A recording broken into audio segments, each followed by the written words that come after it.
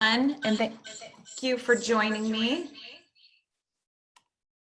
I'm Marcia Erickson, and I am a business coach with Action Coach. I appreciate you joining me today.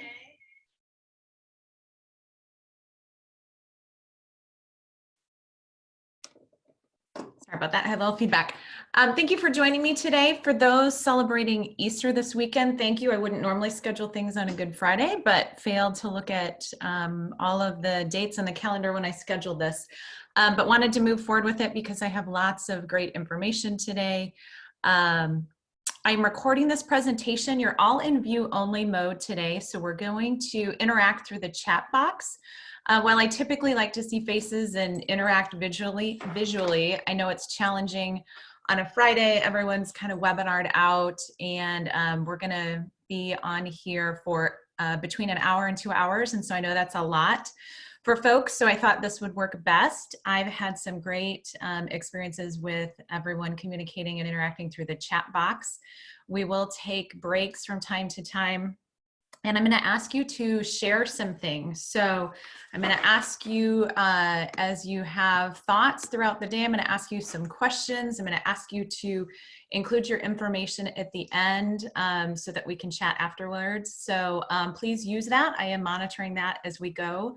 Please have a notebook ready. We will be covering a lot of material, and I anticipate you'll have lots of notes and ideas to write down.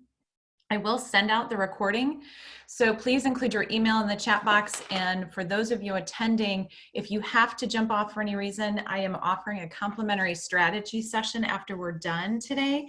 So please indicate in the email or in the chat box your email, the date that works for you over the next 2 weeks, and either morning or afternoon, and then I will get in touch with you and schedule that. So if you guys would just give me a little heads up, a hand, a high five in the chat box, tell me that you're ready to go. We'll get started.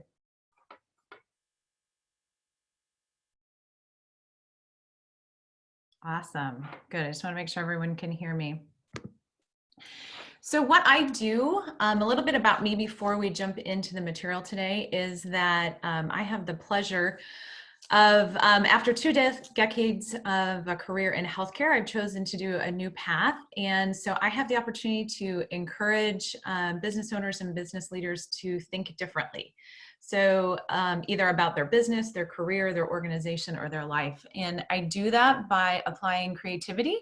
I've got a whole wealth of proven strategies and management tools, but really it's about how we apply those tools to, again, your organization and your business. And then we do that. I provide some discipline, accountability, and I hope I'm adding some fun to this as well, because even though we're in a really challenging time right now, and business can be very challenging, we feel like it should be a lot of fun. And I'm happy to say, even throughout this public health crisis and this economic downturn, I'm actually having a lot of fun and in contact with even more business owners before, and really able to make a difference. Sometimes just giving them an opportunity to vent and to help them to think differently about what they're doing in their business right now. Some of the things I love about that is when a business owner will say, wow, I've never looked at it that way. Oh, good, I'm not crazy. I am on the right track. I wondered about that, but I was never sure who to ask or if it's a question I could ask. And sometimes it's just thanking me for taking the time out of their day to think about themselves and their business, as opposed to always doing the work and taking care of clients and customers. So that's a little bit about me. What we're going to talk about today, some of you have been on my webinars really focused on what we're doing in this crisis situation right now. What I want to do today is take a step back. We're going to talk a little bit about mindset being the most important part right now, but for those of you who aren't familiar with coaching with me and some of the systems we use, I wanted to kind of go back to the basics and share with you the 6 steps that we go through to actually grow a business. And then with that as in the background, then what do we do within that structure to actually pivot and not only survive our current situation, but thrive into the future? So most important part Your organization or your business is probably in one of three places right now. So what we're finding is some organizations are actually in rapid growth. They're in a boom situation, and all of a sudden found themselves in a place of abundance where they've got lots of activity going on and weren't necessarily prepared for that. So if you think about, we're in some respects, we're going back to the old way of doing things. So those organizations weren't ready. We've got a lot of organizations who are stepping up to support our healthcare system. So they're seeing a lot of boom and trying to adjust and pivot. We've got some organizations that have just had to close. They're trying to figure out how to survive and to plan and thrive going forward. And then some are just in survival mode. They're still open, they're functioning differently, they're doing things in their business, they're having to pivot, but then they're also, hopefully, also planning for the future and how are we going to ramp back up? How are we going to phase into clients again? How are we going to handle the boom when this is all over? So you're probably in one of those three places, and we'll talk about strategies for each one of those today. So we're going to talk about the three F's really quickly. There's three reactions that you can have to the current situation, whether it's the public health crisis, your personal life, what's going on with your family. Everything we knew for the most part is now new and different. So we've got lots of ways we can address that. We all have, anyone who's studied anything about anxiety or the human body, we all have this flight or fight within us inherently. We're going to react in one of those two different ways. So we're either going to flee or we can freeze. We can just choose to shut down. And I've unfortunately seen some businesses and business owners who just have gone into this frozen mode, like, oh, I'll just wait it out, or there's nothing I can do, or it's not really impacting me. It's not really going to happen. And then obviously those two aren't what we want you to be doing. We want you to fight, but fight in a very intentional, well thought out and positive way. Basically, it's what do I need to do new and different now? And what do I need to do new and different in the future? And the way we're going to overcome that is to put a plan in place and take action on that plan. We may have several plans by the time we're done with this. We'll talk at the end about making a lot of different shifts, maybe even 100 different shifts in your business as opposed to one. No one's got a magic bullet right now. No one's going to know the one thing. There's not going to be one thing in your business or your life that's going to fix everything. It's going to be a series of lots of really small changes, and then figuring out which of those you're going to keep and which of those you're not going to keep and try something different. So there's 5 phases to the pivot process that we're going to talk through today. And I'm going to overlay this with the 6 steps that we use to build a business, because those 6 steps haven't changed. The Action Coach organization has been in place going into our 27th year. This is a proven methodology that's a combination of about every leadership and business management philosophy out there. But it's been proven to work with thousands of organizations. And so we're going to overlay that with, okay, with that in the background, what do I need to do to continue to grow in this current environment that I didn't ask for? So we're going to talk, the things you're going to have to shift right now are first and foremost, your mindset. You're going to have to make pivots within your business. You're probably going to have to pivot in some of the products and services that you offer. You're absolutely going to have to change your marketing. If you weren't marketing before, you have to be marketing now.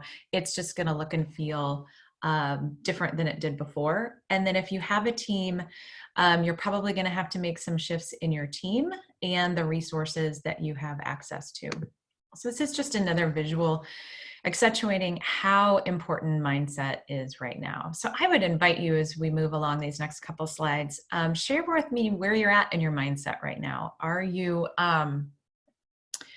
in a positive place? Are you in a negative place? Are you scared? Are you nervous? Unsure?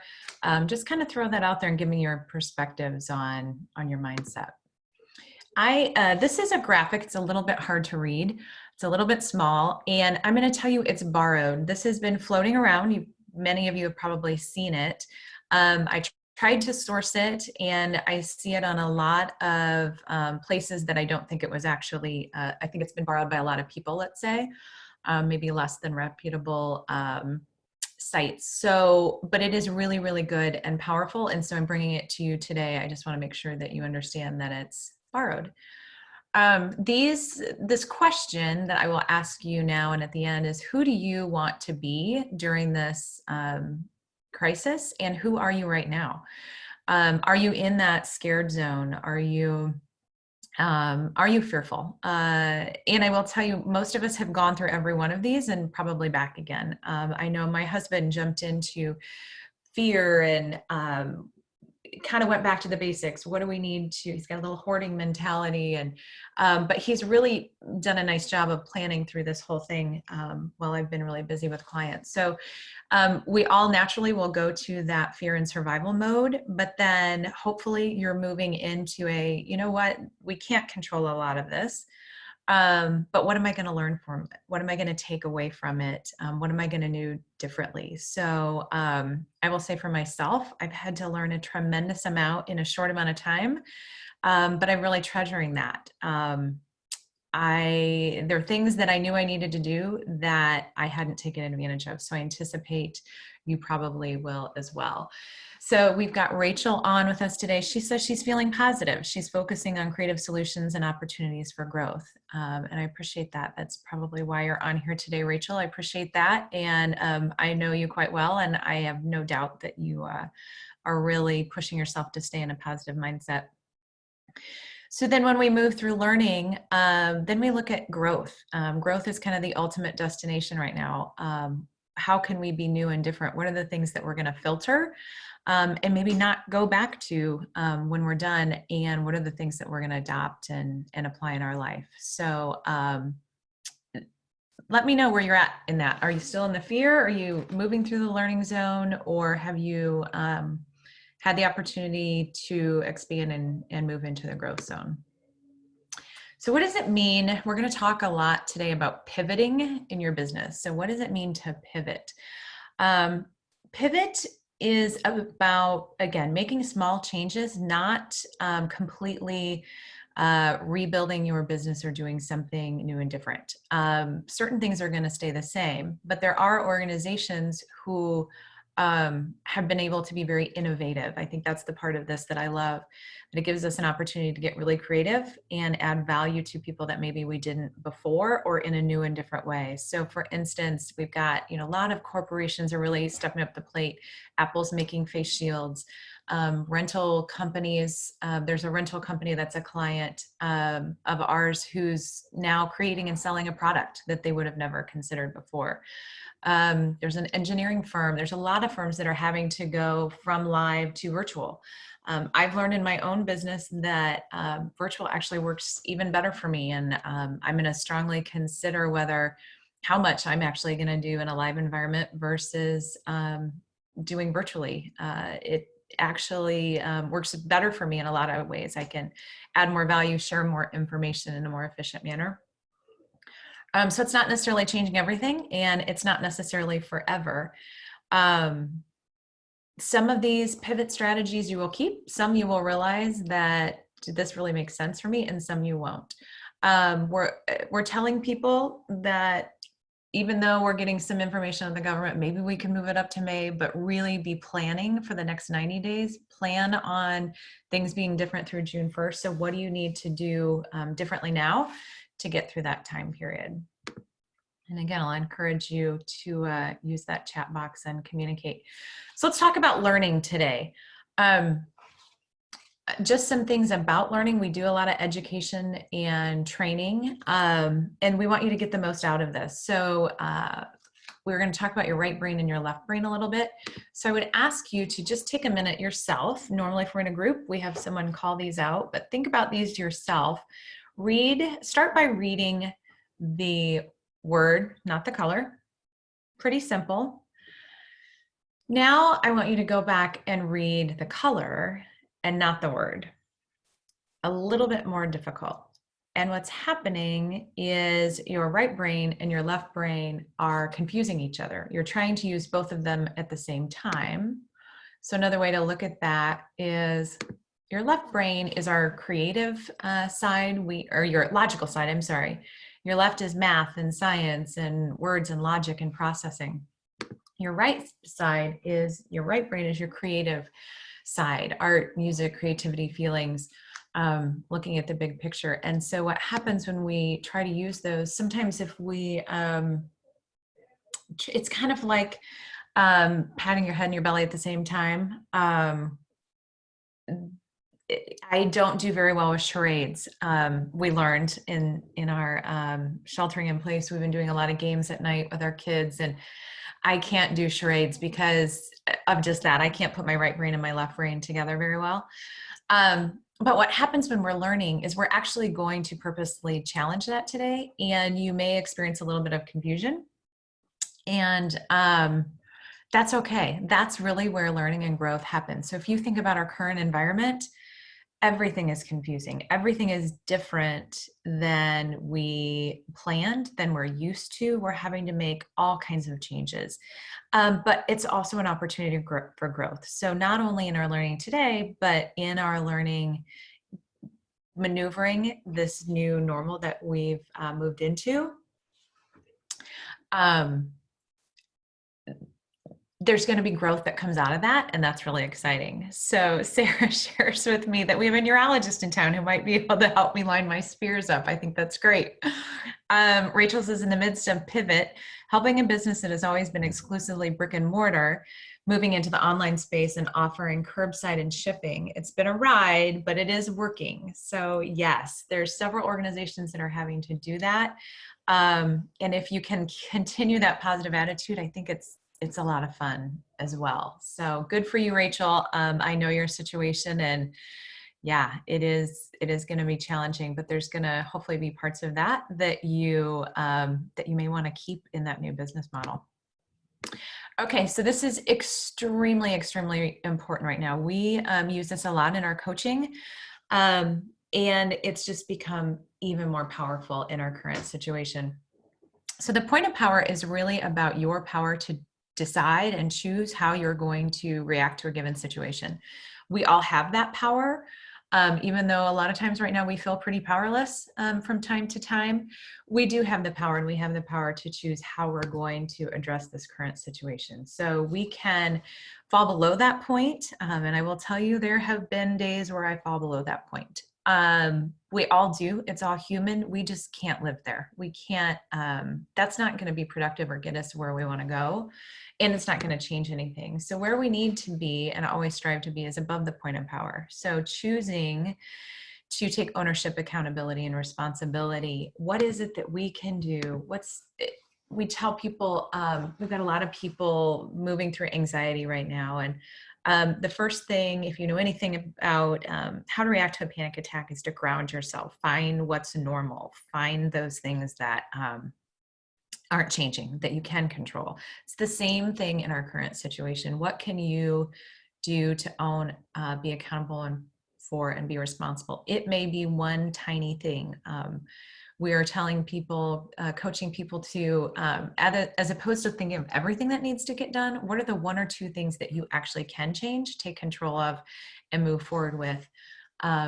If you do that enough times, you're going to get where you need to go.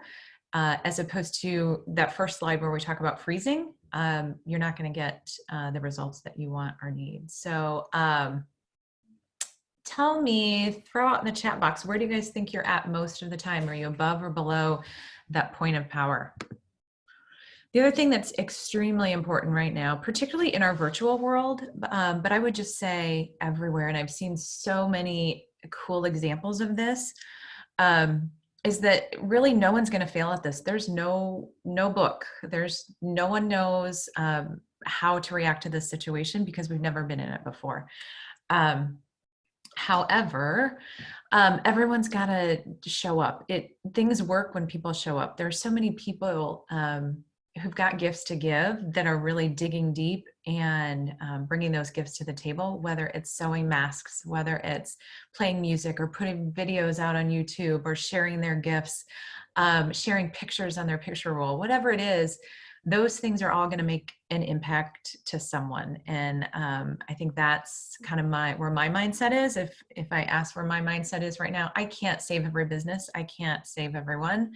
But I'm going to certainly impact the ones that I can. So we believe strongly in our house about the starship or the starfish factor. And so I often have to remind myself, any impact I can make in one person is what I need to be doing right now. And I hope you're doing the same thing. So I also want you to participate today. So keep filling the chat box. You're going to learn as much from each other as you are from me. So another thing that's become critical right now, it's interesting how these things are becoming so important. Things that we've coached for years are becoming extremely important in this current environment. And that is this, sometimes we all fall into this habit of filtering information. And when someone tells us something that we think we already knew, we say, I know. And we shut down that conversation. We shut down any opportunity to learn. And so I'm going to challenge you today. And as you go about your day and in the coming weeks moving through this crisis, is to just stop, because this is all new and different. Stop yourself when you feel like you know something, and just, oh, this is new. Normally I would say, isn't that interesting? Here's another one. How good are you at it? So I borrowed some new slides from a friend, and so he's got a different take on this. How good are you at it? Isn't that interesting? Just continue the conversation is the point, and don't shut down. More than likely, you're going to have something to learn from someone. I thought I knew a lot about, I have a degree in public health and healthcare administration, and I would say everything that I thought I knew. And I would say that of almost all of our experts, we're all being challenged and learning something new right now. And if someone in those positions shut down and quit listening, we could be in a lot of trouble. So isn't that interesting? And most importantly, right now, everyone's got to be willing to have a little fun. There are parts of this that are just absolutely terrifying for people. But there's still a silver lining in everything. So we've got to be committed to having some fun. Sarah says she's above the point of power. Awesome. Now it's more important than ever. So what are the small wins that you can identify throughout the day?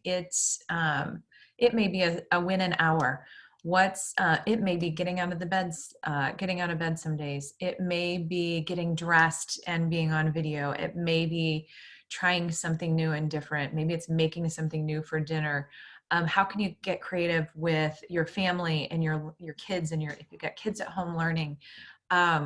What's a new routine that you can do? We're all spending our time differently. We've got at least 4 weeks, if not 8 or 12. That is a great opportunity to make a new habit and a new routine. So we all know it takes 3 to 4 weeks to get in a new routine. And so this is the opportunity to do it if you have more free time. I personally have, my kids aren't getting up as early and going off to school. So I'm taking advantage of my morning time to set some new habits and then trying to plan forward how I can keep those in place after we move on. So everybody tell me something fun that they're doing or something creative, some positive that they've taken a hold of during this whole crisis. And then throughout today, we're going to have some blinding or brilliant flashes of the obvious. So these are aha moments. We're going to talk about a lot of things, a lot of brainstorming, a lot of new ideas. So you're going to have some aha moments. There's going to be hopefully some things that you want to implement in your business. So I'm also going to ask you to share those in the chat box as we go along. If something hits you, if we were sitting in a group, in a workshop, you'd be sharing these at your table with others. The reason we share them, the reason these are so important is, one, someone else may have had the same thing, or they may not have. So you may have something that someone else can benefit from. Two, when we say them out loud, or even when we type them in the chat box, when we write them down in notes, we're more likely to keep them. We're going to retain them. So I want you to pay attention to those. I want you to share them with the group, and I want you to write them down in your notes so that you can look back later and say, oh yeah, this is something that really resonated with me, and I want to take advantage of it.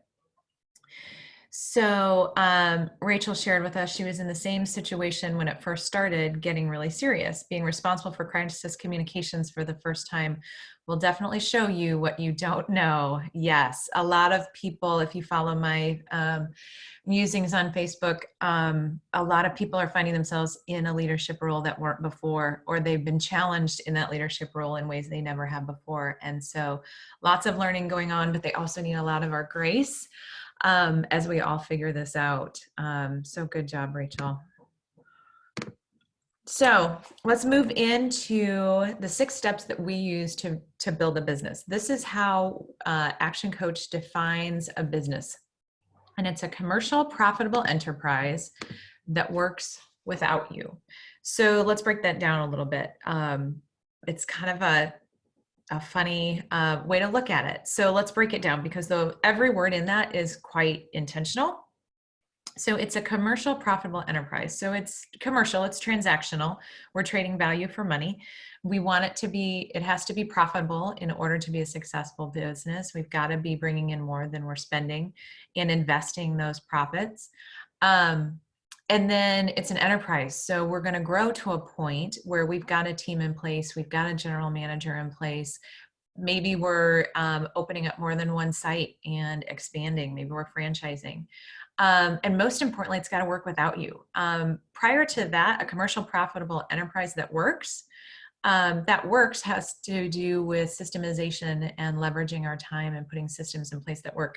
The without you part is critical, because up until that point, it's really a job. Up until that point, you're a self-employed business owner, and you've created a job for yourself. When you can hand that off and have systems in place and a team in place that can function without you, when you can move away, be gone for a period of time, still get profit and benefits from that organization that can run without you, that's when you have a successful business. And that's what we're going to talk about today, and the steps that we're going to go through.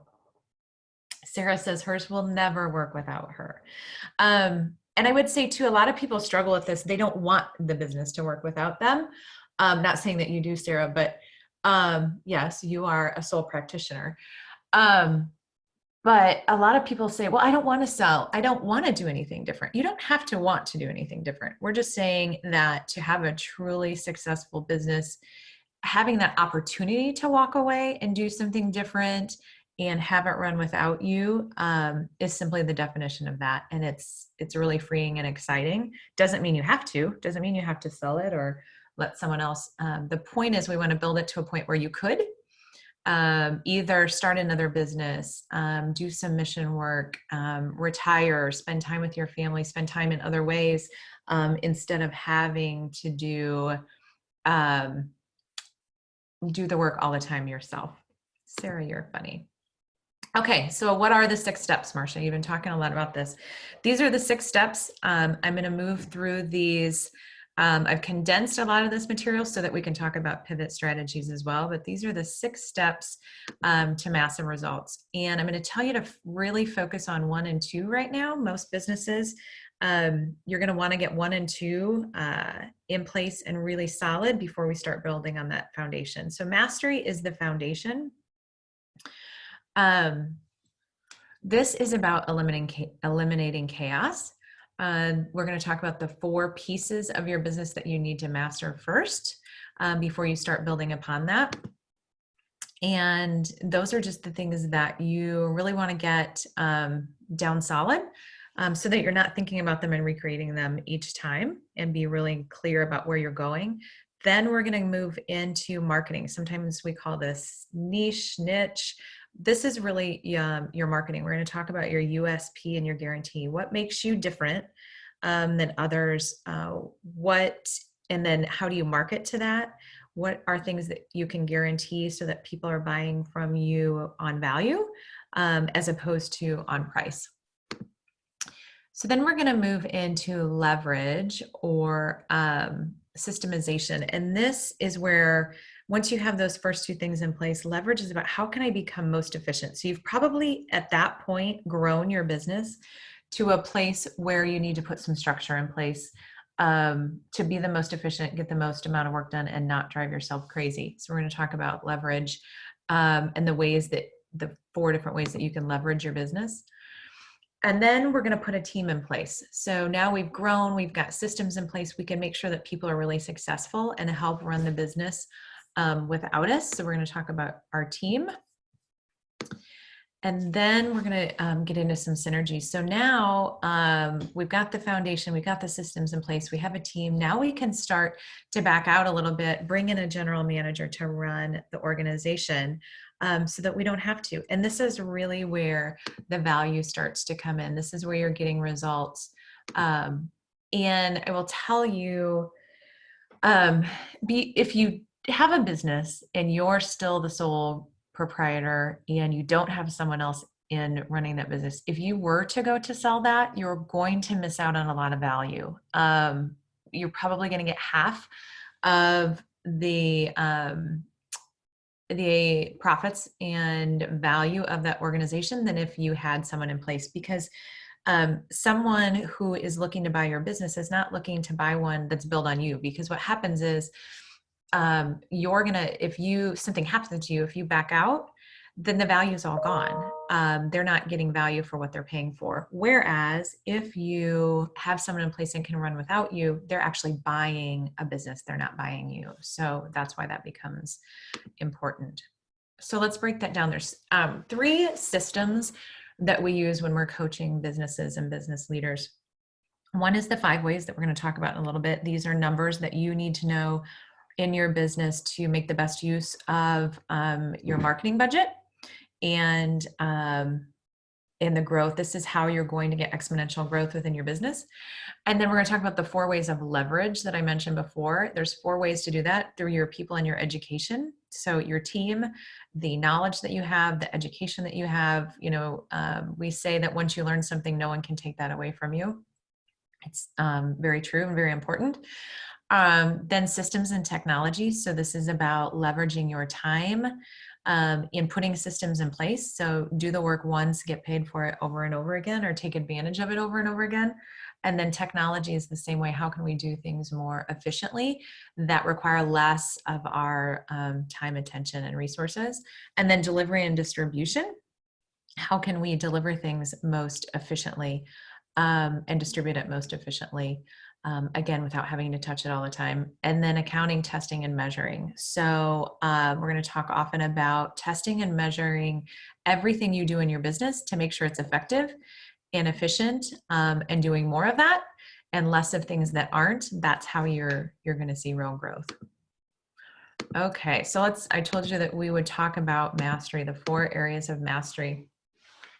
First is destination. Well, we're going to talk about destination, money, time, and delivery. So destination, when will you know when your business is done? So whether it means you're going to retire or whether you're going to sell, when you're going to step away from it, whether you're going to, when someone else will take it over, maybe that's a family member.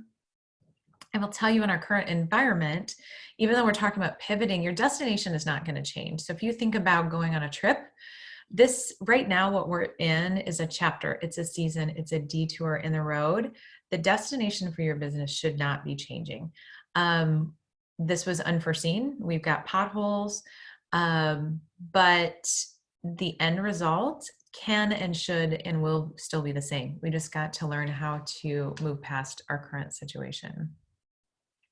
Sarah's looking at a family-owned business and giving it over to her girls. So there you go. We do need it to run without you so that they can take it over.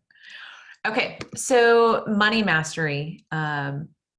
Next, we're going to talk about, this is critical, even more critical now. So when we talk about making pivots, if you haven't figured out in the current situation that knowing your numbers is critical, I anticipate you know that now for several reasons. One, if any of you are trying to apply for federal funding, which you should be doing, this is a great example of having to know almost overnight what your finances look like and have them reconciled.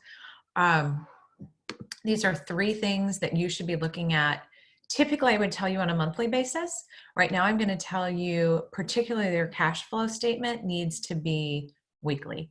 You need to be reprojecting that on a really, really short time frame so that you know what money's you're projecting to come in the door, what money isn't coming in the door, and then what expenses do you need to adjust, and then projecting that forward to make really good decisions and really quick pivots in this environment. You also need to be looking at your balance sheet. What assets do you have? What assets do you need? And then your profit and loss. Where am I at? How much money can I put away? How much am I losing? All critically important at any point in your business, particularly now.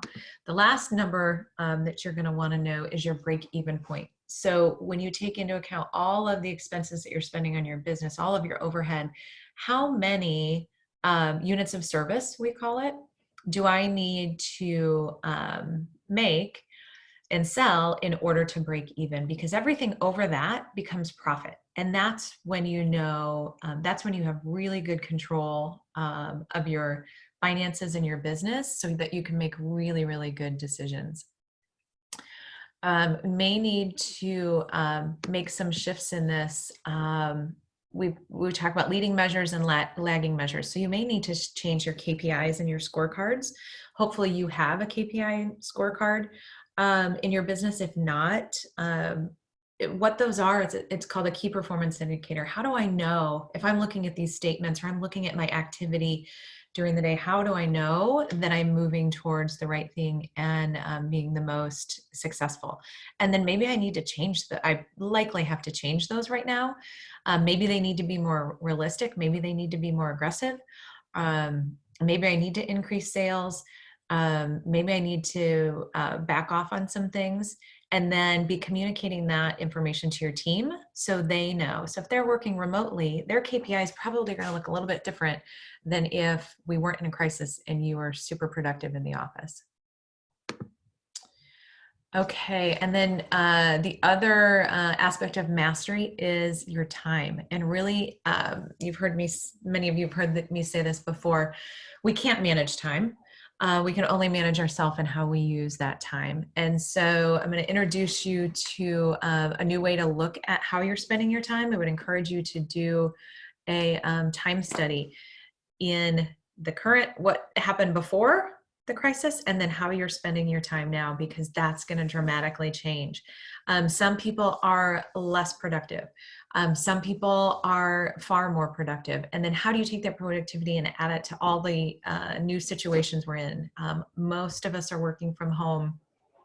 Some aren't. Some are in the healthcare field working even more than they were before, and yet they have families at home. And they're trying to manage all of that. So that creates an opportunity for some people.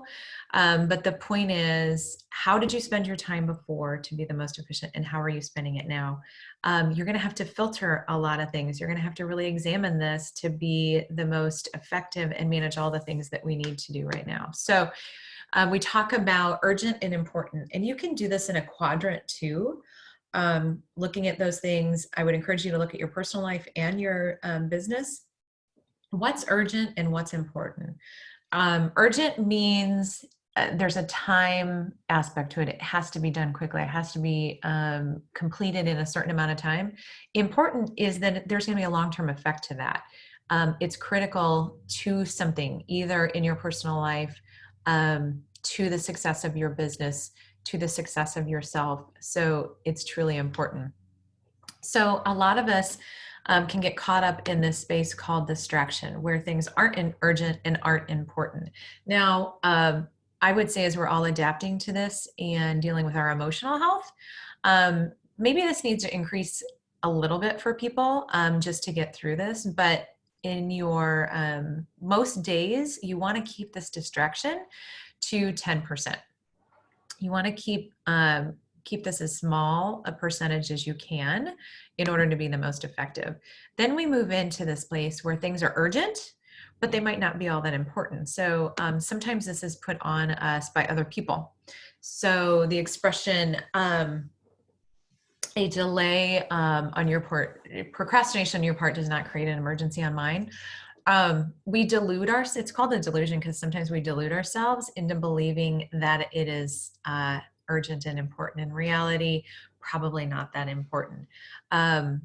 So that can be, you know, someone emailing you and saying, I need this right now.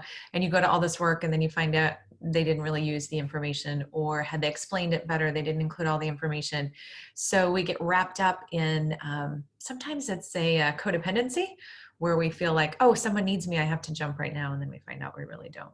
So we want to keep that to a 10% as well. Now, urgent and important, this is the important stuff. This is where the bulk of our time and energy is going to be, because that's just reality. There are things in our personal life and our business life that are urgent and important.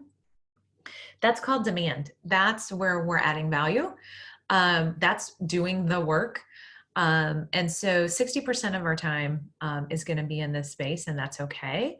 But if we spend more time in this middle, this not urgent and yet important time, this is planning time. This is working on our business, not in the business. The more time we spend here, this demand, delusion, and distraction falls off. So the ultimate kind of sweet spot is that we recommend you're spending 20% of your time on your business. Your time right now on your business is probably doubled, if not tripled, for a lot of people. Because you're having to make all these pivots and changes, there's a lot of planning that has to go involved in that. And your work volume is probably going to take a dip. So you're going to see the center increase and the rest decrease. And then we're going to right size it again once we get things in place. Okay, and the last piece of mastery is, are you delivering consistently? How do people buy from you? And are you delivering it consistently? So here's just some examples of organizations. You know, McDonald's, we use this example a lot. Maybe not the best hamburger in the world, but you go there because you know what you're going to get every time. So if you're in a pinch and you want consistency, McDonald's is killing it right now because they pivoted their business model. They shut their lobbies. Their drive-through is incredibly busy because we don't know what to do. We need food. We didn't plan, maybe. We want some familiarity. And so we know what we're going to get. And so McDonald's delivers that every time. We know what we're going to get when we shop at Von Maur here locally. We know Amazon, while slammed, that's one of those industries that's booming and killing it right now. We know how to buy from them. We know what that's going to look like. We have an app. They have our card.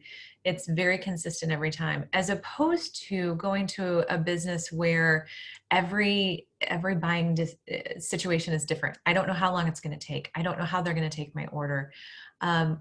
Variation happens in restaurants sometimes when you have different people cooking and different people waiting. So if you don't have systems in place that everyone's following consistently, then you risk not having consistent delivery of product. So little comments on time. Rachel said her biggest time vampire is following up. I need a lot of the urgency is due to the amount of things on my to-do list and just needing to get things done before more things manifest. That's our biggest struggle. I think that is common to a lot of people. Is we value being busy, and we try to be so busy, and that happens anytime you try to you're growing a business, you want more leads, you want more sales. We get really excited, we work through those, and then all of a sudden we realize, oh wait, I was so busy, I didn't follow up on the things I needed to, and now I'm behind. So I think that's very common. And the best way to overcome that is plan and intention and systems, I guess, would be my short answer on that. And then just discipline. I fall prey to the same thing. In fact, I'm in that same situation right now. I have a lot of follow-up I need to do today because I'm putting a lot of things out into the world. I'm connecting with a lot of people, but if you don't follow up on that, then you're missing out on an opportunity. Okay, so those are the business and product pivots that you need to make in your business, going back to the 5 phases. What is our time here? Let's move through marketing and niche, and then we're going to take a little bit of a break for everybody. So the next is, so we've mastered everything. We know where we're going. We know how we're delivering. We've got a handle on our numbers, and we feel really good about how we're delivering our products. So now, when we have those in place, then we're going to focus on marketing or niche. And a niche is where we get into a commercial profitable enterprise. So now people are coming to you and buying from you on value, not on price. So lots of examples of this. Feel free to throw some out. Some examples I give are Disney. While there's different planning packages and investment you can take in Disney, you're going to Disney for the experience, not necessarily, you're not going to price shop necessarily a vacation like that. You're going to shop at Von Maur because or Macy's, because you know what you're going to get, and you're going to pay a little bit more for that service or the uniqueness of their products. So be thinking about what is it in your organization and your business that sets you apart and makes you new and different from your competitors.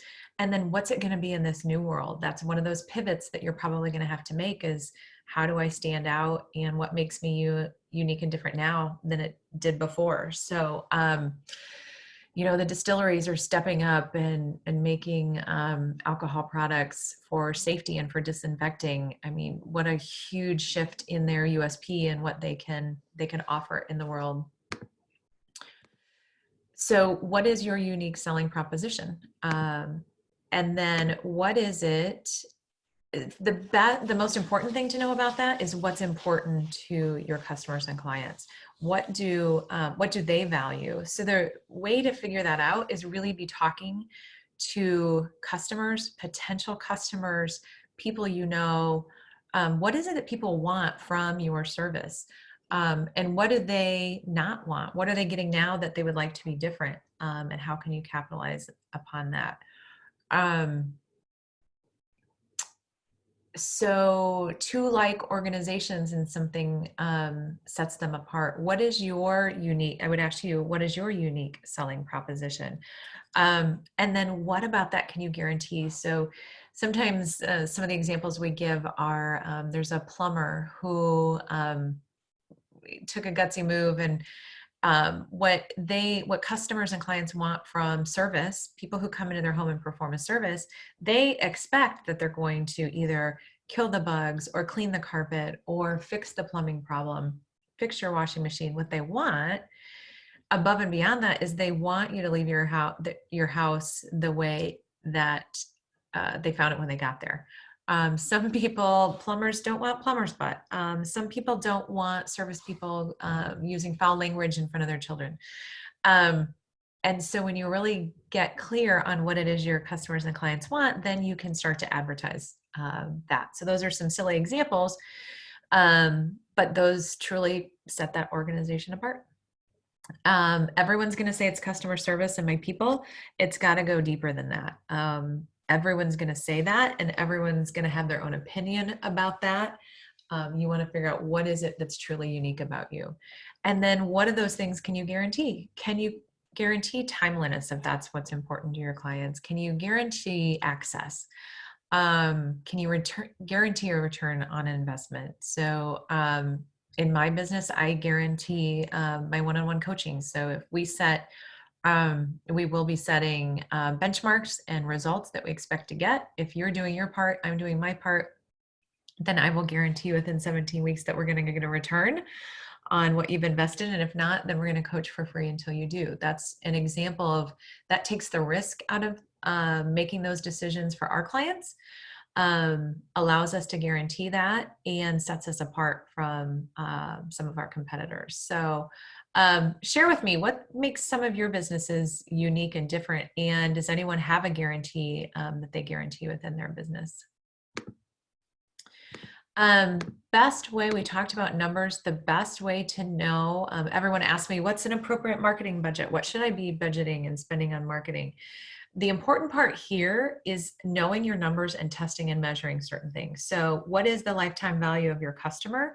Meaning, when you look at all of your business and your revenue, divide that by the number of customers. On average, how much do they spend with you once you've created that relationship? Not in a year, not in 3 years, but over the lifetime that they're with you, how much are they spending? I think you would be super surprised when you calculate that. If you take 10% of that, that's what you can be investing in your marketing, right? So the lead generation doesn't have to be costly, But once you know what that lifetime value is, and then know what's going to get a return. So if you know, you're not going to know unless you measure it, how much it costs you to generate a lead. So I run an ad in the paper is a simple example that few of us do anymore, but I run an ad, I spent this amount of money on the marketing and I get this amount of return. If it's more than what you spent, then you're going to do that over and over and over again. If it's not, then you're losing money and it's not an effective marketing strategy. You're not going to know unless you test and measure that. So let's talk numbers before we take a break. So outcome metrics, when you think about the numbers in your business, if you back up to where we talked about money and finances, we talked about your balance sheet, your profit and your loss. So most people look at my revenue, my expenses, and what my profit margin is. How many customers am I getting? And how much does it cost me to run my business? And then what's left over. So if you see customers, revenue, and profit here, they're all in red.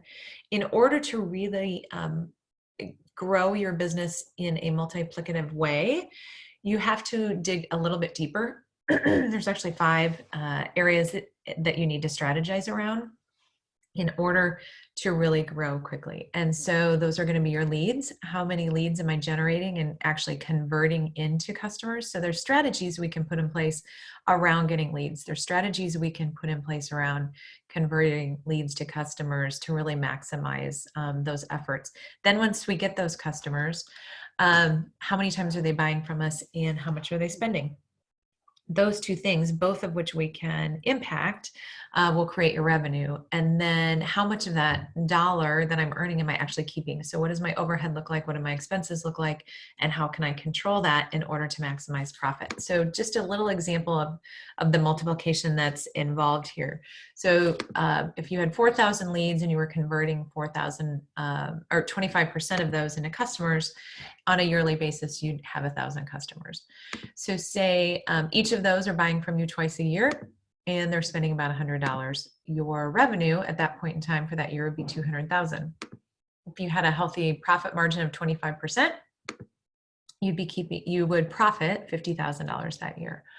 So what if we moved each one of those, put some strategies in place to move each one of those as opposed to just one? So if we just moved leads or just decreased profit margin, we're not going to get the full impact of what we could be doing to grow your business. So what if we just increase 10% the number of leads, and then we'd have 4,400, and say we increase your conversion rate, which does not become 35% because it's 10%, it's 27.5. So just in doing those things, so putting some strategies in place to increase leads, changing our marketing,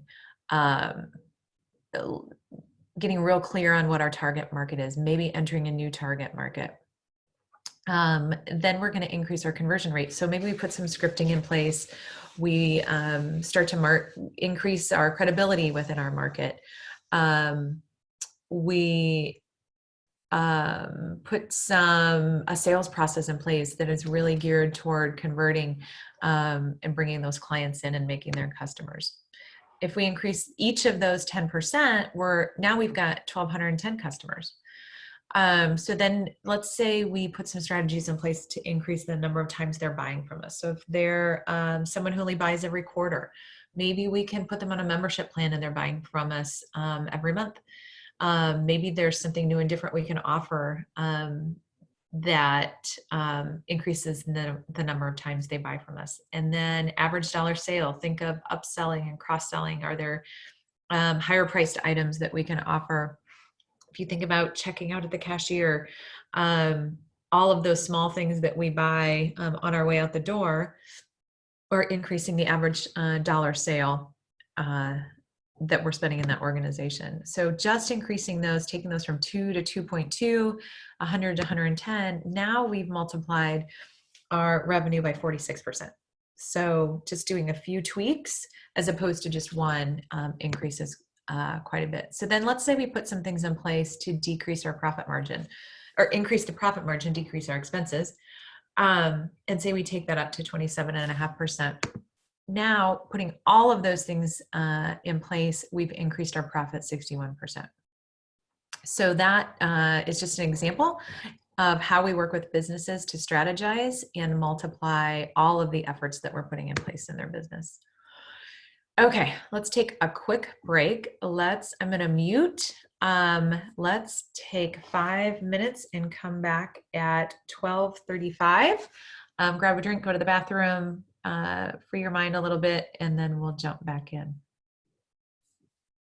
Give me some feedback in the chat box too.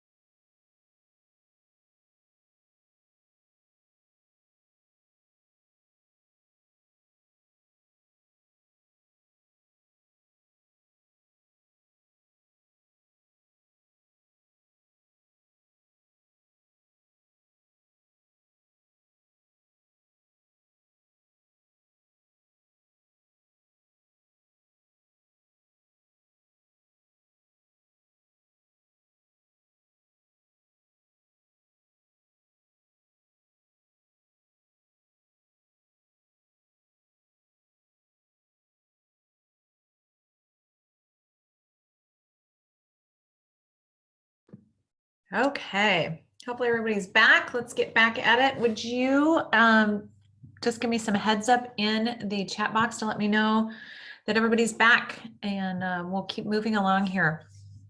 So we just talked about marketing and the marketing pivots that we need to make in our business. We're going to break those down even more in the second half here.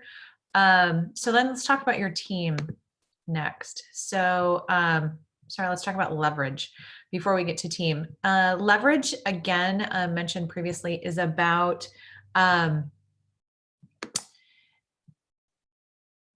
systemization, leveraging, making the most use of your time, being the most efficient. So we talked about some of those things at the beginning, using your people and your resources, your education, systemizing, etc.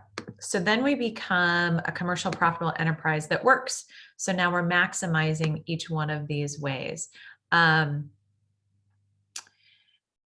So systemization, one example is think about when you're driving every day, when you're getting ready in the morning, you have a system already in place that you probably don't even pay attention to that you do.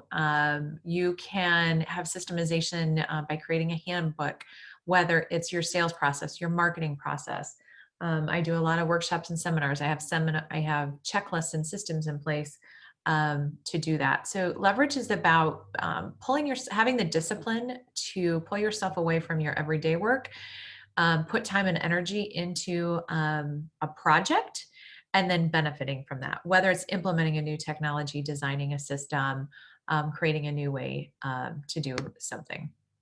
So how do you systematize a business? So these are the 9 steps for systematizing a business. First, you want to start with your vision, your mission, and your culture, your value statements. Be very, very clear. It goes back to that destination. Where do I want to take this business? What is my vision for it? Why am I here? What's my mission? Your mission is not going to change. Your vision is going to change very slightly over the course of your business.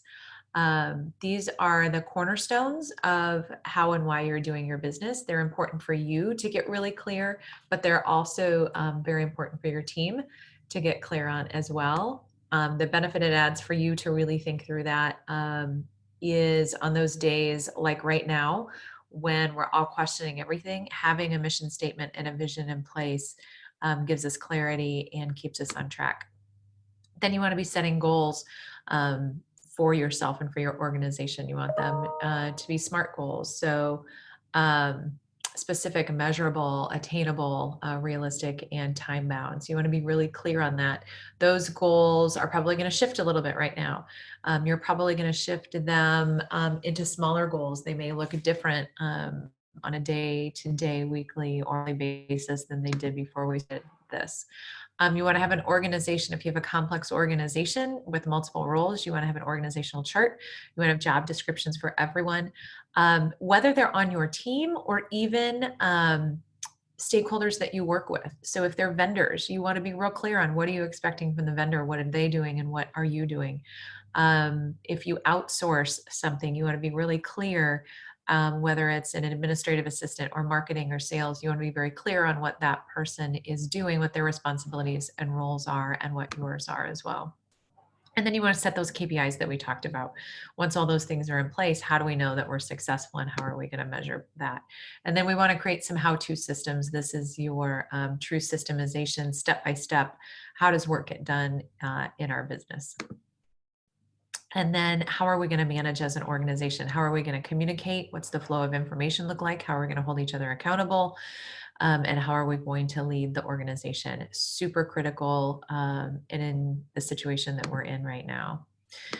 So let's talk about team real quickly. So now we've got a commercial profitable enterprise that works without you. So now having all those systems in place, you can hand this off to other people. Your job as the business owner is to take care of your team. Your team is going to take care of your customers. Your customers are going to take care of your business, and your business is going to take care of you, and the cycle starts all over.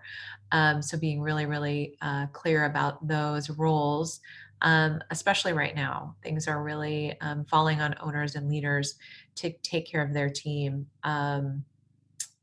and taking care of customers and the business. So what are some of the keys to having a winning team? Their strong leadership, which again falls back on you as the leader. And as I said, we've seen a lot of that recently, some good, some not as strong. But in order to have the most effective team, both in a crisis and an everyday basis, is to have strong leadership, very clear in direction and decision making, how decisions are made, et cetera. And then having a really common goal that everyone is moving towards. So for those days when people drift off, they're going to get really, they'll get re-engaged around that common goal. You want to have rules of the game or standards of behavior for how they interact with each other and how they get work done. Everyone should have an action plan that rolls up to those common goals. You've got to support risk taking, especially right now. If you want to have an innovative organization, you need to be supporting that risk taking and get everyone involved and included. This is important right now in this virtual environment. Where we've got people communicating in ways they never did before, making sure if you're holding a virtual meeting that everyone's included in that. So those are your the five phases of the pivots that you need to make in your business right now. Once you do that, once you've built this business, then you start to get synergy and results, and you get to step away like we talked about before, either getting ready to sell, retire, hand it over to your children, move on to do other things and maybe open other businesses. You get some growth and some freedom. Once we've installed that general manager, we've talked about this and the value that brings to your organization. So those are the 6 steps to growing your business. So that's what we would do with every organization at every point in time. Now we're going to shift our focus to what do we do now in this new environment to be successful? What are the things we need to know right now to be a good leader, to move through this current environment? So the first and foremost is to be positive, remain positive, and communicate in a positive way. Be really clear on those vision and goals that we just talked about. Your focus needs to be on what you can do, what you need to do and can do to come out of this stronger than we went into it. You've got to have some passion and enthusiasm to lead people through this because they're scared. Your level of vision, goals, passion, and enthusiasm is critical. You need to not only be positive, but that positivity comes with a plan. You can speak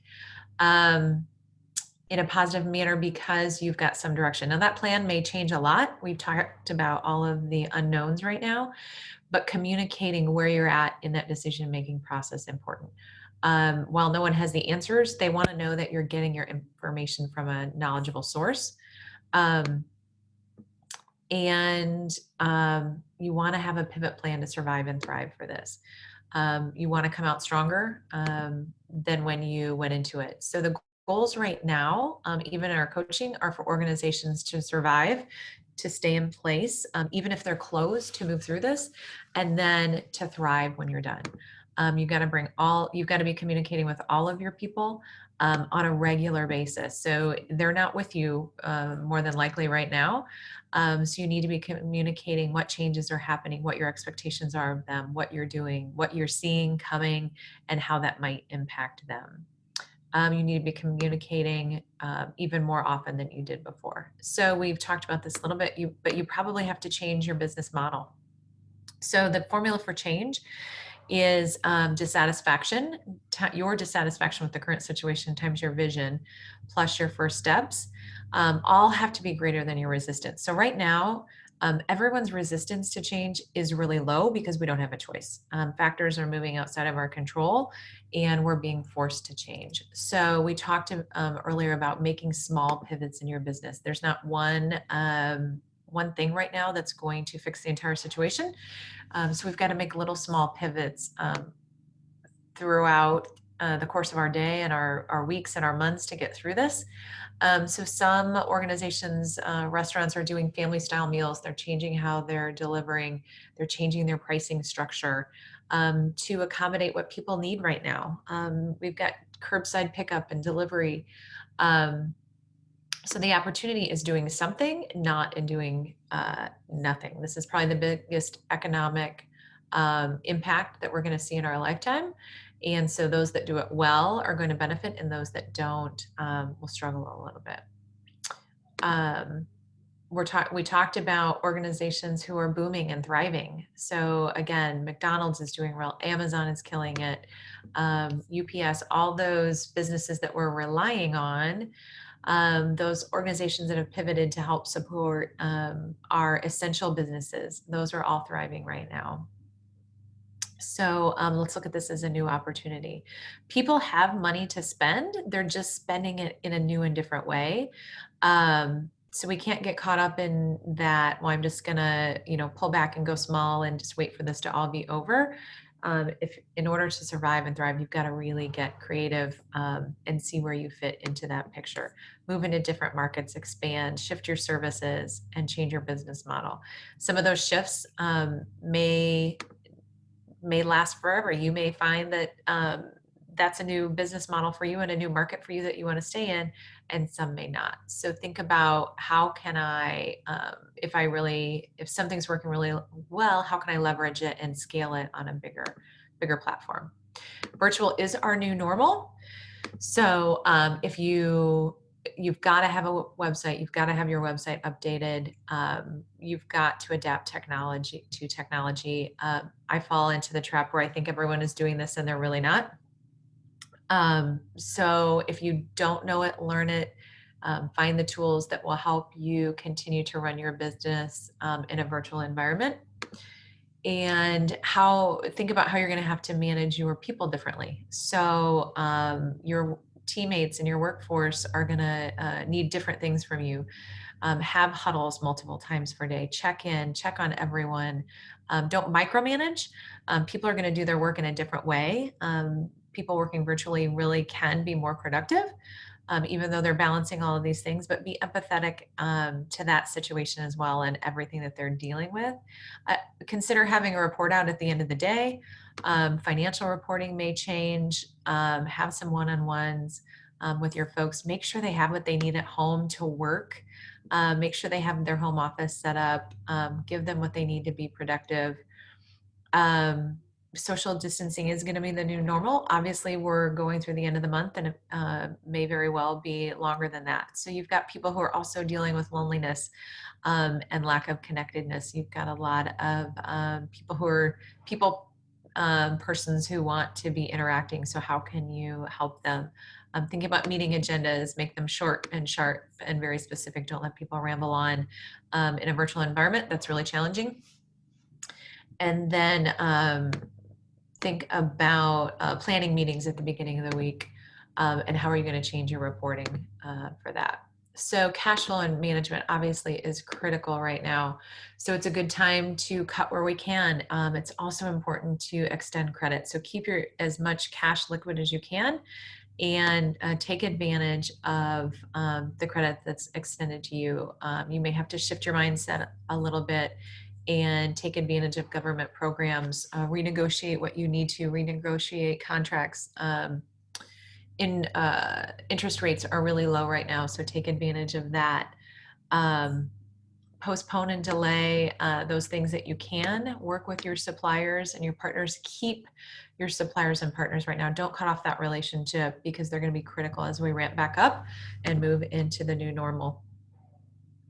Postpone any big purchase that you can. May have to change your cost structure. What can you move from a cost center to a profit center? So do you have team members that you can move into a revenue producing role, from admin to sales, things like that? And then don't quit selling. This is the biggest message right now, is continue to market, continue to sell. It's your obligation to keep your organization running and keep your responsibility and your role in the economic ecosystem. However, that's going to look different. So be empathetic. Find where you can add value to people and trade money for value. You're not going to be selling things that people don't need. Don't let people make you feel guilty. Don't make other people feel guilty. There are still people who need what you have. and you still need to support the people that you are, either from a client standpoint, supplier standpoint. So keep that cycle going. Continue to marketing. Your marketing is going to look different, but you need to market now more than ever. If you weren't marketing, you need to be. But you're going to change your message. You're going to think about what's in it for your clients and your customers. You're going to message that differently. Show compassion. Show urgency. Acknowledge what's going on, where your customers and clients are at, and where you're at in this. Something that we're urging people to do is reach out to your current clients and customers, ask them these 4 questions. How are you doing? How are we doing? What's going on in your market, and what are your competitors are doing? Open that door, have that conversation. You're probably going to learn something. You're going to continue to build that relationship. Virtual and viral are our new world. So what can you put into that to add value there? There's people doing it the right way. There's people doing it wrong way. We don't need COVID sales or toilet paper references, things like that. Let's just be really cognizant of where we're at and empathetic, but that we're also supporting each other. So Jimmy John's or Jersey Mike's is doing a great commercial, Hy-Vee, really trying to meet their clients and customers where they're at. They're still marketing, they're still selling, but just in a really empathetic way. And then know your numbers. We talked about that before. Know what your marketing numbers are. How much do you need to invest, and what that return on investment is in terms of your marketing, because that's where you're going to want to put your money in it, your investment. Marketing, again, if I can't say it enough, is important now more than ever. So how do you sell with compassion? You have to change your tone. There's no need for hard selling right now. People aren't going to respond well to that, nor should you be doing it. But a really serious focus on customer service. Really be showing love to your customers and your clients. How can you be selling with purpose is really, really important, and show them the goodwill that you're extending to folks. But again, really figuring out what it is they need and being able to fill that. So how are you changing your business model to accommodate them? Are you changing your hours because people's time is spent differently?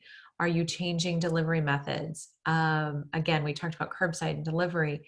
But being really empathetic to what it is they need. Do they need new and different products? So we're changing the things that we need. We're doing a lot of grocery shopping and not eating out. We're doing game nights and spending time at home. There's also a lot of people are on their phones and in that virtual environment. So how can you add value in that way and be grabbing market share, but also providing a benefit to people? If you've got people on a membership plan, how can you add value? So for instance, gyms, people are still paying them on an ongoing basis, but how can you add value to help continue that? So there's a cycling gym who rented out their bikes, and they're doing videos online, still meeting the needs of their customer, still trading value, but doing it in a new and different way. Selling kindness, doing good things for others, whatever you can do to benefit. We talked about this a little bit earlier. Do that. If you can entertain someone or make someone smile, if your business can help someone else out, do it, because it's going to benefit everyone in the end, and you're going to continue to build relationships. So we talked about loving on your current clients and customers. Keep all of your clients that you can, going above and beyond. This is the time to build loyalty with them. You've already invested the time and effort to build that trust and that relationship. Capitalize on that, continue that. Don't let that go away. That's worth its weight in gold right now. Again, virtual makes you visible.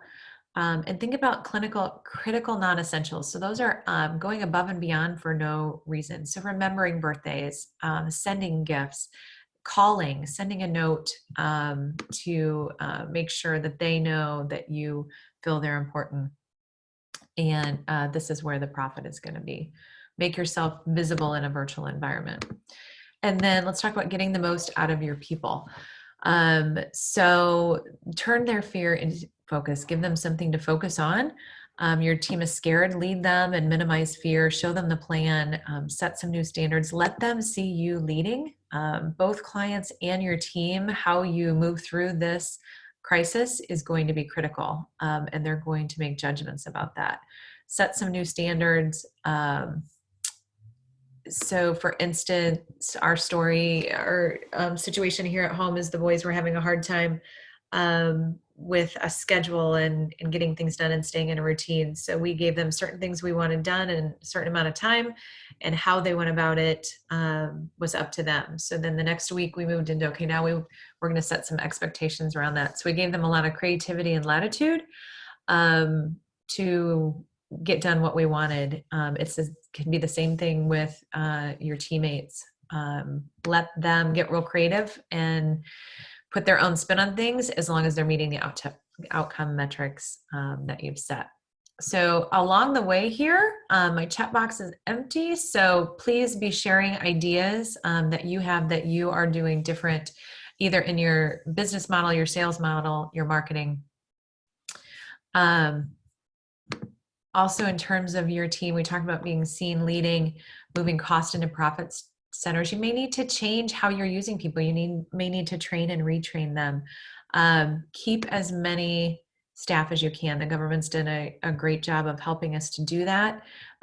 Maybe you need to make some small cuts. Please, if you can avoid it, firing people, it's not going to help you, your organization. It's going to, or the economy, it's going to decrease productivity and mindset. And if you can keep them, use them in a different way. Maybe people need to share in the cutbacks and cost reductions as opposed to eliminating positions. Give them an opportunity to help make those decisions and give their input. I would also tell you the other thing I will tell you is if you're changing hours and changing your business model, make sure your team has what they need. So there was an organization who cut back their hours, did a great job of marketing, got a ton of people in, but then they didn't staff appropriately. And so when customers came in, their staff were stressed, they were miserable, they were cutting corners. And then as a customer, it was like their one opportunity to interface with customers, and then it just left a really bad impression. So it even made me question whether I wanted to go back, because I didn't want to negatively impact someone. So just be really cognizant of that in your planning. So Rachel says, what ideas or examples do you have for a business to be seen leading? Being out in front of people. So some examples, I think Jersey Mike's has done a nice job. Target did an incredible job in their crisis communication, where if you go to their website and ask about shopping there, they're talking about what they're doing safely, how they're changing their operations, what are they doing for their employees, what are they doing for your safety, how do you shop there. I thought that was really, really well done. I think Hy-Vee's done a tremendous job of communicating and talking about what they're doing differently, as opposed to being silent and not doing anything. Businesses who are shifting their focus. So just heard about an advertising agency who does promo materials. They're able to source PPE for healthcare organizations. I've got a company that I'm working with who does a particular kind of healthcare product that is not PPE, but because they have access to distribution channels and manufacturers, they're creating a separate service line so that they can help distribute PPE to organizations. So it's a matter of, what do people need from your business, and providing that. So maybe it's just information and resources. The Chamber is doing a great job of adding value by communicating what people need to know at that given time. So there's lots of ways that you can be shown leading. The way you're not leading is if you're being quiet and silent. Do you have recommendations on a frequency? I think it depends on the need and the message. So if you're completely changing a model, then it's probably less frequent than if you're making really, if you're changing daily. So there's restaurants who are changing their menu daily, or so sometimes you have to cut back on menus. If you're making changes, you're changing your hours, make sure you're updating websites. So there's some messages that are going to stay out in the universe, and then some you need to be in front of people daily. If you're doing social media, it's probably going to be a daily kind of message. So I think it's what it is and how big of a change that you're making and how long-term is that change. I think is what I'm trying to say is if it's a long-term change, you probably don't need to communicate as frequently as if it's small. The other thing people want to know is what do you foresee in the future? So for your situation, Rachel, you're planning really far in advance, 2 or 3 months when this all lifts, communicating with people, that may be weekly, bi-weekly, maybe even monthly, to say, here's what's coming. We're looking out into the future. So then other things I'm thinking about are summer events, camps, and trips that people had planned. Those organizations have to be communicating, but not on a super regular basis because nothing's changing. People just want to know that you're looking ahead and that, yes, you realize that there's going to be a disruption. You're putting in plans in place, but you don't know what they are yet. I hope that helps. Let me know if it does, or if you have more questions about that. Building a strong mindset right now is critical. Daily rituals. What are you doing on a daily basis? We have a little mindset toolkit. The first and foremost thing is we encourage people to think about the first 59 minutes of your day being the most important. So how are you spending that time? Are you meditating? Are you watching the news? Are you getting the information you need? Are you out exercising, eating healthy? And stay in those daily routines. Find the small wins that you can in this new environment, this new routine. Go for a walk in the afternoon. If you're working at home and you're on your screen all the time, get outside, get fresh air. Maybe your routine looks different than it did before. Maybe you didn't take a lunch or didn't take a break in the middle of the day, but you need to now. Look at this as an opportunity, not a crisis. What can you learn from it? How can you grow? What have you always wanted to learn or feel like, oh shoot, I wish I knew that? Take the time to do it now. It's another example of leverage. What do you need to invest the time learning that are going to benefit you down the road? And then again, we talked about small wins throughout the day. What's something new and positive? And then filter what you need to. I had to do this. I'm still doing this. I went into a big panic right at the beginning because so much information was coming at me and us, and the expectations were high. And eventually you kind of have to pick out what it is that's important to me and is going to benefit me and be important, and then what do I just need to let go. So cut down on social media. I post a couple times a day. I'm on a couple times a day, but I was getting all caught up in that, and so I had to filter it.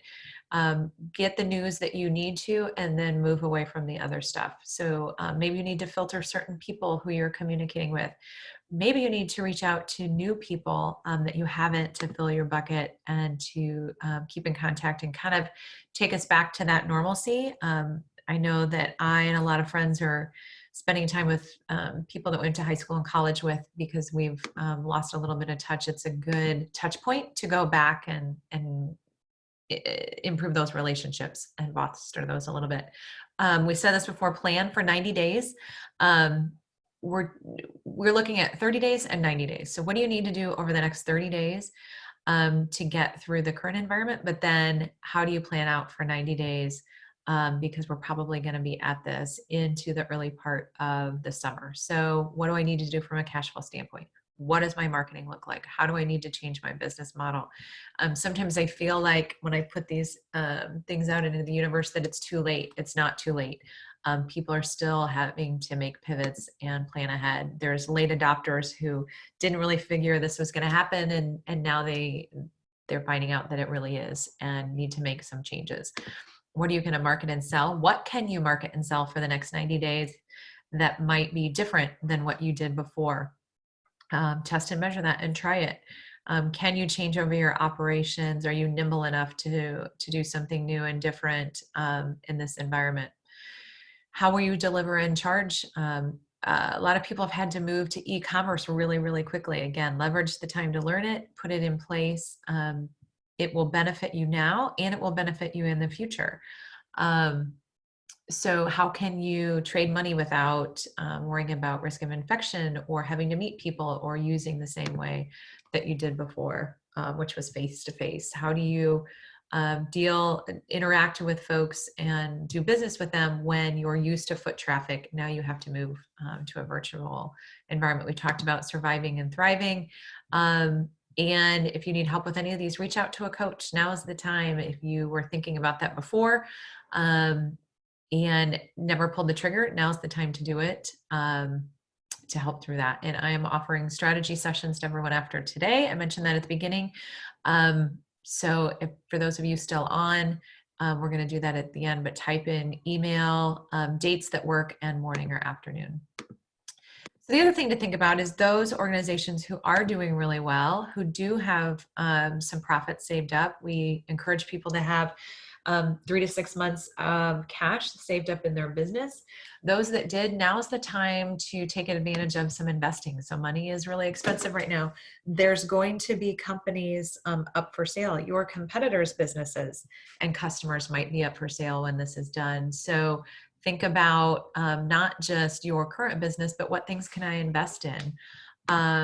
Think about the economic cycles. So we talk a lot about this philosophy of seasons in businesses. So we are currently in winter, but how can we prepare for spring so that this winter is shorter? And we will have a spring, we will have a summer.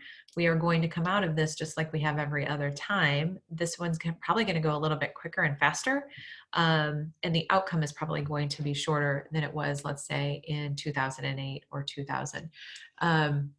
So plan for those cycles. And then how can you plan for the next one? I guess the silver lining in a lot of this is that now we know what to do. We've never been through a pandemic before. Most of us, well, when we go through the next economic downturn, we're going to be much more prepared and ready to be successful and move through that environment. So we're all learning a lot. We must act now. The speed of our actions and our urgency is going to be critical. Those that move first are going to find the most opportunity. So those are the 11 steps to pivot and make changes in your business to not only survive through this, but thrive on the other end. So when you go back to that mindset slide about the different seasons and how we want to thrive at the end. Who do you want to be when you're done? When we're done with this, think about both personally and professionally, what do I need to do and change and learn in my business so that I can come out better on the other side? So another way to look at this is what does happen what are the phases of this that we need to be aware of? So we're going to look at, there's 5 phases of this. Of a downturn and growth. And we're going to look at this both from a business perspective and your personal perspective in your personal life. So right now we're in lockdown. We're in lockdown and we're going to be here a couple more weeks. Definitely 2, potentially 6. So the things you need to think about are your family and your personal care, what needs to change. We talked about mindset and energy. All the things that we're talking about in your business, you need to be thinking about in your personal finances as well. What can you refinance? Whether it's a mortgage, do you need to now? So we knew for a long time we needed to change our insurance and have that reevaluated. Well, now's the time to be doing that. What can you liquidate? What credit do you need to take advantage of that you hadn't before? Same with your business. And then in your business, now you're looking after staff, your business finances, the same thing I just said, same for your business. What do you need to mothball? What do you need to put on hold that you didn't before? And then really taking advantage of government assistance to help you weather the storm and move through. And then once we move out of lockdown, then we're going to be in this retooling phase. So I find this really exciting. So what skills did we have in place? What skills do we need in place?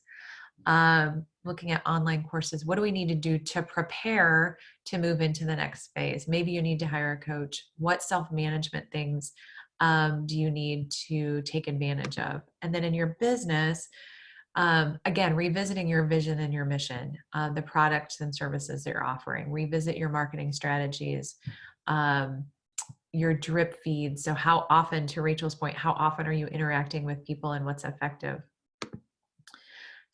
Because once we get through that, then we're going to be in this warm-up phase.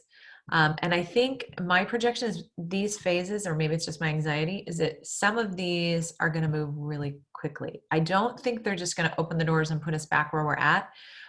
We're going to move back into, quote, our normal and society in a phased approach, but I think it is going to go very quickly. So that's why I'm encouraging people to take the time we have now to really be thoughtful and intentional about how we're going to open back up. So once lockdown ends and is announced, there's going to be a little warm-up phase that might be quite short. So from your personal standpoint, what does your default calendar look like and how do you need to change it? So a default calendar is a time management tool that we recommend, which really allows you to intentionally block out certain times to work on certain activities. Again, blocking out time to work on your business. If you have it now, keep that habit and that routine in place. Adjusting your mindset. How do you shift your mindset now from lockdown phase into, okay, now I've got to change and shift and pivot again. How do I plan for the future? And then preparing mentally for the sprint phase that's coming up. What personal care do I need to do to help prepare for that? I will tell you, this is kind of where my anxiety comes, is that I am actually liking some of this. Some of this has been positive for a lot of people. And so I'm really hoping we don't all go back to everything that's normal. And I'm afraid it's going to go really, really quickly. So, it's kind of like laying on the couch and then all of a sudden going out for a run. Warm-up phase is that in between, and how quickly can you move between the two? So then in your business, you're going to have, how do you transition your staff back to a work environment? So we've gone virtual, they're home. How do you phase them back in? Who comes first? Who comes second? Ramping up your marketing. How does that plan? How many, Rachel, to your point earlier, if I'm communicating weekly now, how often do I need to communicate? Or if I'm only communicating monthly because something wasn't going to be happening, how do I need to increase that? So being really intentional and planning around that. Again, how do I differentiate myself when I come back out? So some businesses have gone through an identity change. So what does that look like, and who do I want to be when I come out of this, and what opportunities do I want to take advantage of, and what do I want to let go of? So then lockdown ends and we're in the sprint. So what do you need to do, again, from a personal standpoint? How do you keep your energy up for that? How do you shift from the couch to running so quickly? How do you stay clear and focused on, it's easy to, and when you're in that planning or warming up phase, to be really clear about things and intentional, and then wait a minute, all these factors, there's going to be more and different factors that come into play that we didn't have control over. So how do you maintain that clarity and focus? Sticking to your default calendar, sticking to your routines, and increasing that discipline. And again, your commitment and ownership. So then in your business, leading from the front. Again, people are still watching you. There's times when you can lead from the back and give people the direction and the expectation to let them go. You're probably going to have to lead from the front going through a sprint. They're going to need to see you. Things are going to be new and different yet again. So how are you moving through it?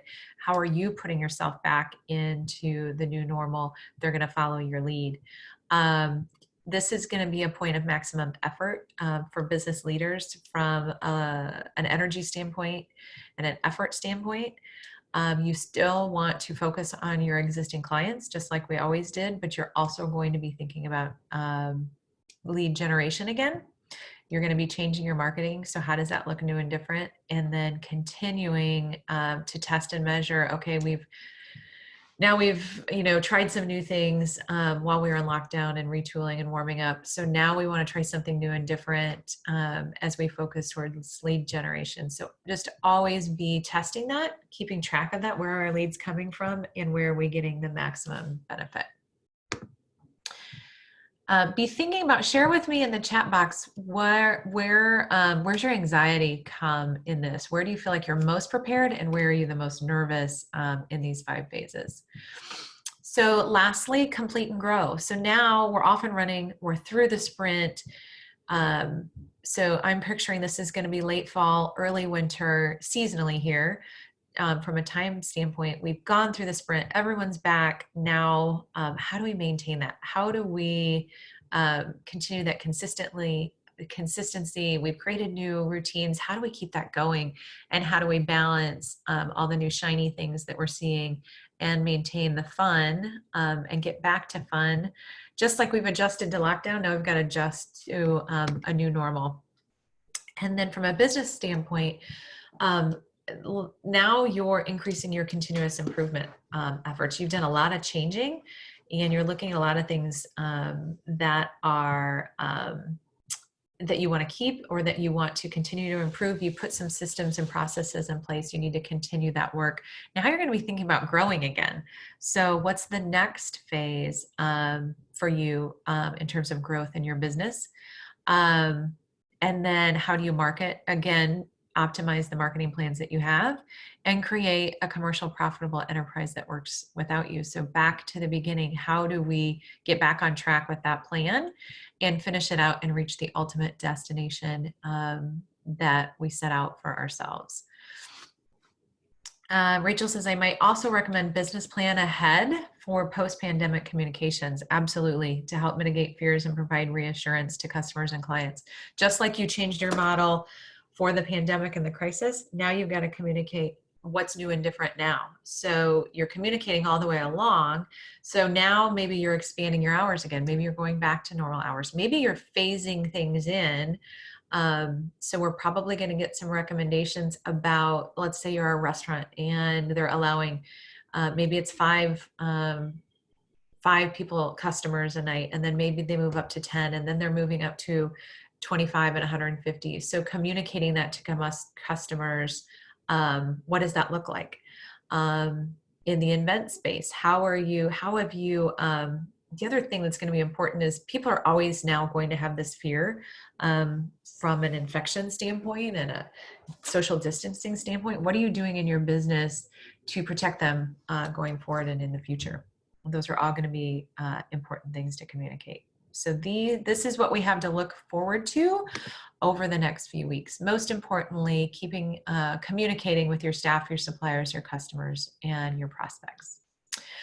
All right, we've covered a lot today. So where do we go from here? Be sure to type in the chat box your takeaways for the day. Hopefully you've gotten some inspiration and things that you need to think about, do differently. What are those things going to be? Share that with me. And like I said at the beginning, I'm offering complimentary pivot strategy sessions for everyone who's invested time with me today over the last almost 2 hours. So type in the chat box your name, your email, if it's not evident in your email, and a date, and then either morning or afternoon that works for you for us to sit down and do a strategy session. Where I want you to go from here, I want you to also list, again, what's one thing that you're going to take action on based on this. So tell me about that in the chat box. We've got a few coming in here. We've got reevaluating my marketing, putting my marketing plan together, talking to my staff more often. We've got default calendar. Going to look at a default calendar, create some new routines. So I want all of you to take a few minutes and picture 90 days from now. Looking back, are you and your business in a better place than they are today? What can you do now to be better when we make it through all of this? If you've never thought about coaching, reach out. We're doing some quite a bit of pro bono work and working with people, providing strategy sessions to help them think through where they're at now and then how do they plan for the future. We're all going to have our own stories to tell. What's yours going to be?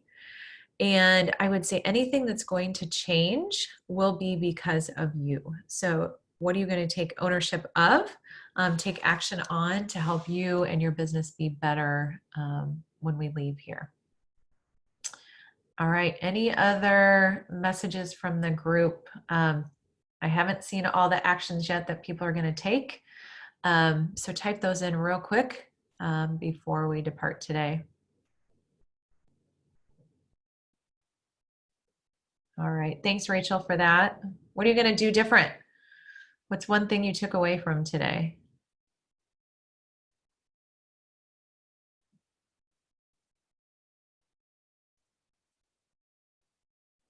Not sure.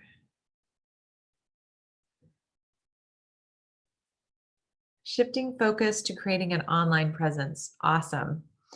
I think a lot of folks are doing that, and it takes some time and effort, and it takes some guts. I will say a lot of people are having to expand their comfort zone and push themselves out there. So I'd encourage everyone to take the opportunity to do that. She says both on social network and website.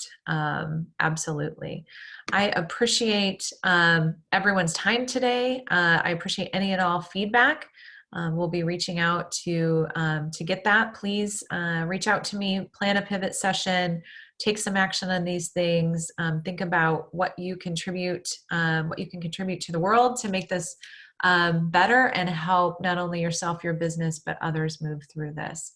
I appreciate your time, and stay in contact with me on social media, all the platforms, because I will be continuing to share information as I have it. I'll be doing more webinars and more communications coming up. Been having fun with some Facebook Lives. If you have questions, reach out to me directly, and I'm happy to help you work through things.